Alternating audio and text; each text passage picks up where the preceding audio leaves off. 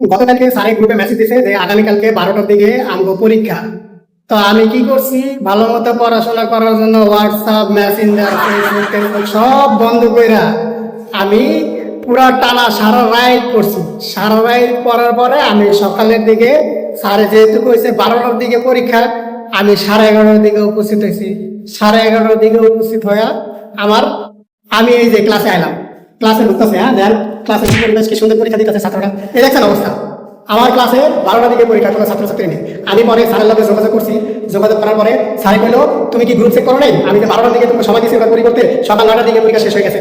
আমি তো মাথায় হাত দিয়ে বয়ে গেছি, আমি তো সারাই কি সাহেব পড়ছি, দুমায়া পড়ছি, এখন আয়া পরীক্ষা দিতে পারতেছি না। এখন এই দোষারোপ আমি কারে দিব? আপনারা নিজেরাই কোন, আমি কারে দিব দোষারোপ? আমি তো দুমায়া পড়ছি, এখন তো পরীক্ষাটা দিতে পারিনি। এখন আমার এই ড্রাইভারটা কে লইব? কোন স্যারে লইব, নাকি এই জায়গায় গ্রুপের সবাই লইব, নাকি হোয়াটসঅ্যাপে লইব? এই হোয়াটসঅ্যাপে গ্রুপটা করছে না, হোয়াটসঅ্যাপে মেসেজটা দিছে, হোয়াটসঅ্যাপে মেসেজটা দেওয়ার পরে তো আমার এই দোষটা হইল। আমি কি করবো কোন? তো পরীক্ষায় ফেল করে স্যারে তো আমার লম্বায় বাস দিয়ে ভয় থেকে দিচ্ছে।